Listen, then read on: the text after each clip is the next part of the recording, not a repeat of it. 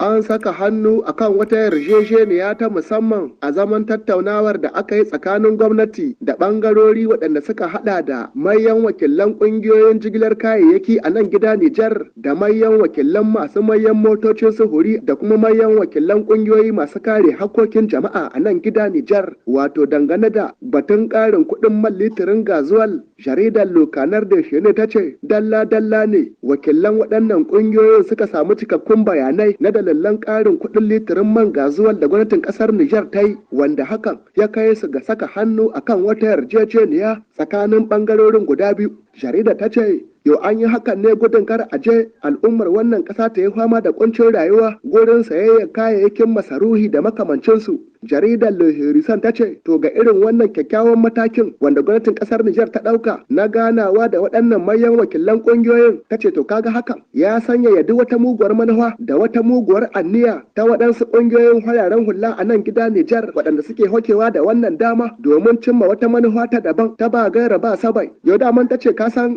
dukkanin ƙungiyoyin da suke takama da su na neman su samu goyon bayan su don cimma wannan muguwar manufa da suka sawa gaba akwai wuya su samu goyon bayan waɗannan ƙungiyoyi. Ta ce saboda tuni gwamnati ta riga ta yi ganawa ta musamman da ƙungiyoyin kuma sun fahimci juna gashi kuma sun riga sun saka hannu akan wannan yarjejeniya. Jaridar Laru da Listuwar ta ce malam ba gashi nan ba kana gani a ko da yaushe burin shugaban ƙasa shugaban jamhuriya Bazum Muhammad shine na ganin an samu wadataccen yanayin siyasa da yanayin haɗin kan al'ummar ƙasa baki ɗaya a cikin wannan ƙasa. Ta ce malam ka duba ka gani a game da wannan matakin ƙarin kuɗin man litirin gazuwalkin da gwamnatin ƙasar Nijar ta yi to so tari da yawa shugaban ƙasa shugaban jamhuriya Bazum Muhammad ya yi ta ganawa tare da manyan wakilan ƙungiyoyi daban-daban domin fahimtar da su dalilan wannan ƙarin kuɗin litirin man gazuwal a Nijar. Ta ce sannan a hankali malam ta hanyar wannan ganawar da shugaban ƙasa Bazum ke ta yi tare da waɗannan wakilan manyan ƙungiyoyin jama'ar ƙasar nan al'ummar wannan ƙasar sai ya ƙara samun cikakkun bayanai take ta yi akan wannan dalilin ƙarin kuɗin man litirin gazuwal a Nijar a ƙwarai kau. Daman kasa aka ce in dai ana zama akan teburin shawara ana tattaunawa da juna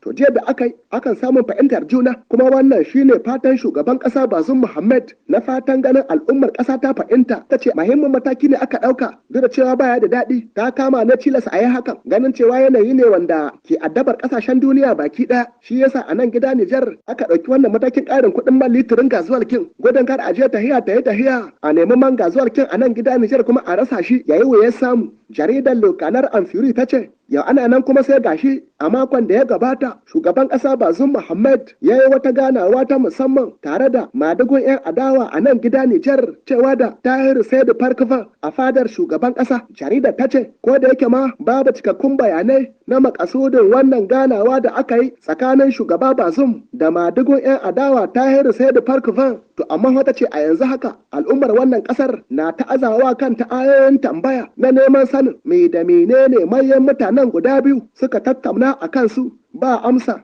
To shin wai koko dai za ta kai ga zuwa farautar mazauran magadin nan gari wato kamar dai irin yadda hakan ta wakana a wa'adin jagorancin ofisoshin magadin nan gari a shekarun baya a cikin wannan ƙasa ne kai? Tambaya ce wadda jaridar Le Horisan ta azawa kanta akan shafinta na farko a wannan mako. Jaridar ta ce duk da cewa ba za a yin gaggawar tabbatar da hakan ba to amma haburi ya yi kawa da mutum ganin cewa ga alama kwari da bakana haƙe. Ta ce an riga an soma farautar gurɓatattun magadin nan gari can da suka da in ji zomo da ya ji kiɗin farauta. Jaridar ta ce ya ko a ranar Litinin 8 ga watan Utu wannan da muke cikinsa magajin garin gundumar Tsibiri Maraɗi ya ƙetare rijiya da baibai wato a wata anniya da zaɓaɓɓun mashawartan gundumar suka sawa gaba ta neman yin tsire da kujerar magajin garin na gundumar Tsibirin Maraɗi. Ta ce kwansaye 12 suka amince 13 suka nuna ƙin amincewarsu da wannan bukata ta neman yi wa magajin garin jiwar matattan musa wato bayan kaɗin ƙuri'a. Ta ce yau daman kasan kwansaye ne na jam'iyyar Adan Karkara da na MPR Jamhuriya da na MPN kishin ƙasa na gundumar suke zargin magajin garin gundumar Tsibirin Maraɗin na jam'iyyar CPR inganci da laihin mugun jagoranci a cikin wannan gunduma. Ta ce to kaga kenan shi wannan magajin garin ya biyo sahun magajiyar gari ta Komin Urban ta Difa ta PNDS tarayya da magajiyar garin Indunga ta jam'iyyar Amin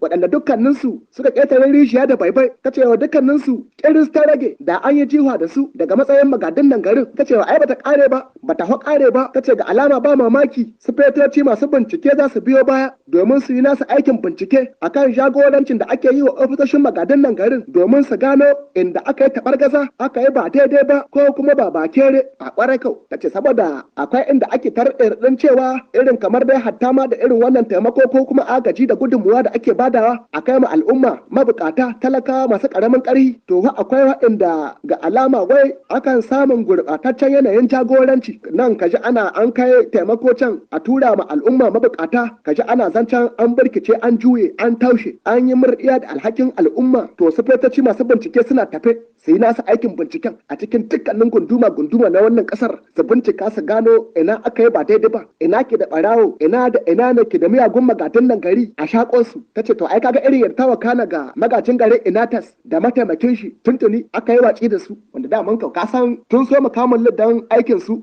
dai magadan nan garin daman sai da shugaban kasa Bazum Muhammad ya tara su guri guda ya gana da su ya sha kunnuwansu ya musu kashedi cewa su yi hatara su kiyaye kar a je a ratsa hanya ba zan ya ce musu duk wanda ya ratsa hanya kawai kaka ce wai kana wata jam'iyya ko mata jam'iyya wai ta ka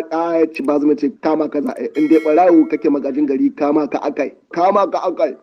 sharhin jaridin kenan daga nan sashen